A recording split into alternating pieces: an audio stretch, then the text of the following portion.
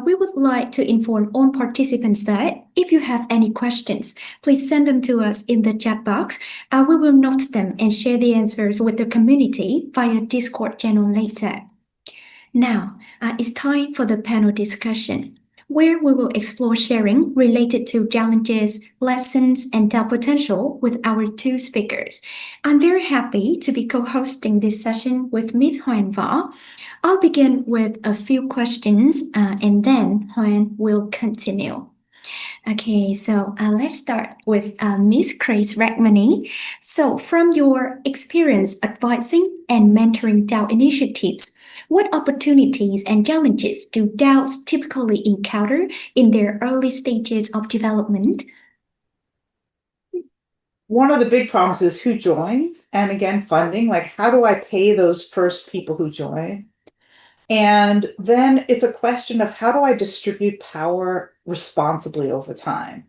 You don't want to immediately give everybody who jumps on board power to vote or power to propose, but you also don't want to create a barrier to entry because let's say somebody who joins, let's say I join, right? I'm already an expert, but so you might want to give me like more opportunity to propose than somebody who joined who's not an expert.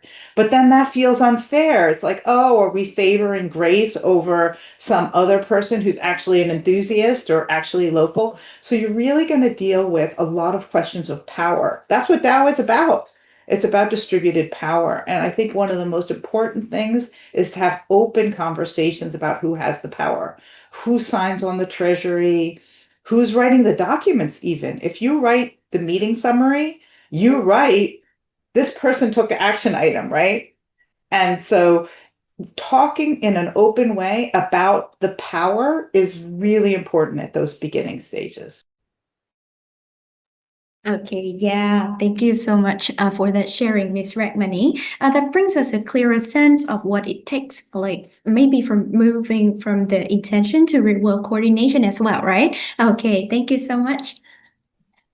So now let's shift over to Mr. Mattia, who has a very strong background in environmental innovation and community work.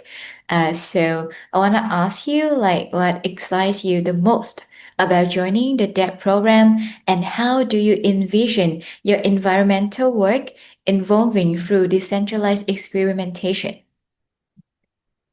Yeah, I think this is a new world where we are kind of getting into.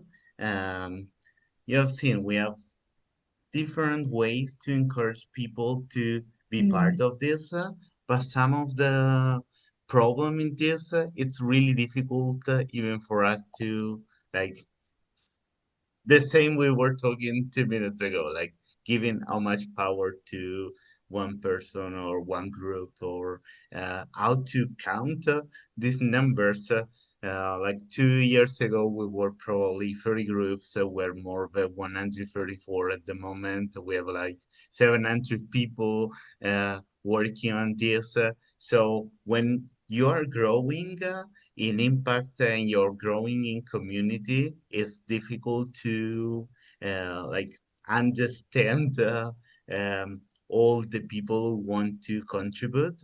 So here with technology, we have this big chance and we have to use it. So I think there's a big improvement there where NGOs, public charities also have a space to learn something new and like um, I was in Draper University a few years ago, that is one of the big like crypto web free like our VC in San Francisco, and I didn't really realize before Cambria went out that we can use this to improve our way to make the community be part of what we do in environmental and social activities.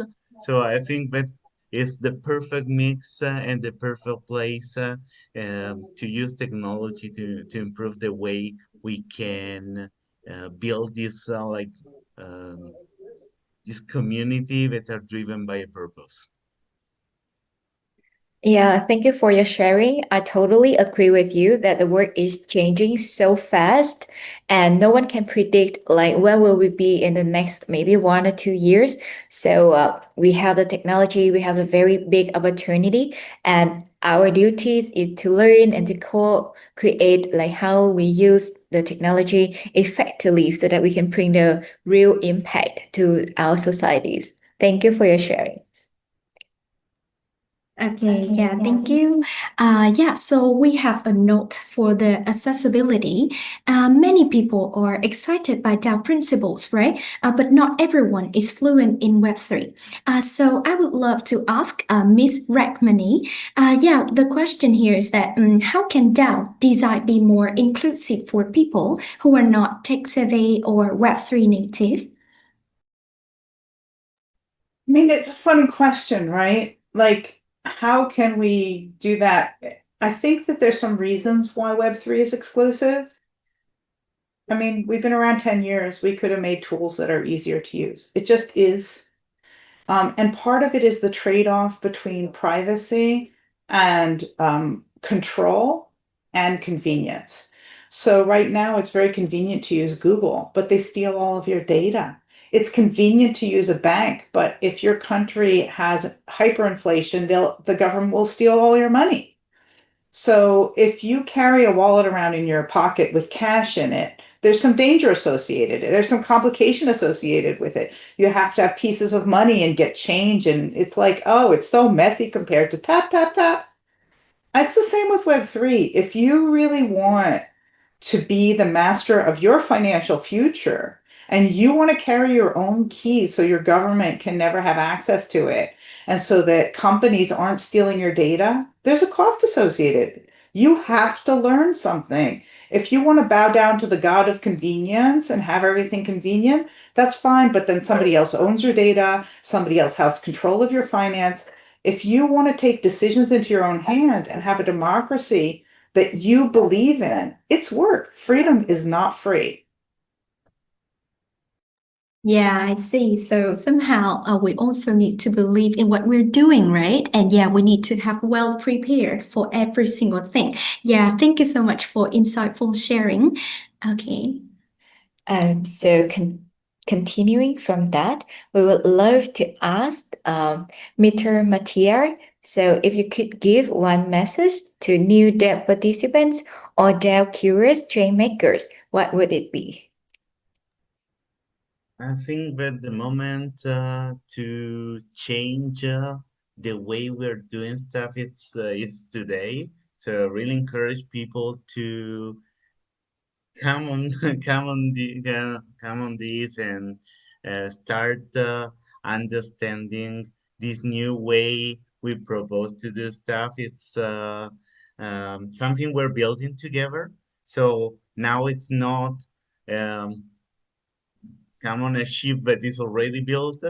We, the idea on this is we're building together the ship we are sailing with. So you have an opportunity now to be part of the change and decide the rules where we're playing with. So I think it's the best moment to start for this. And here we're trying to facilitate, but you have the power to decide where we are going. So this is the right moment to join this, and I hope you decide to be part of this journey together. Yeah, we have the power to decide where are we going. That's a very insightful and very inspiring message. And everyone joining or watching this info section later, I hope that you get that message and you will not miss this opportunity to join our DAO. Yeah, so thank you again. Thank you so much, Miss Grace Rackmany and Mr. Matte Kiernini, for generously sharing your thoughts with us. And big thanks to you as well, Huan, for co-hosting this meaningful conversation with me. We hope these reflections offer something real and relatable for everyone here, whether you are already part of the doubt space or just beginning to explore what it could mean in your work.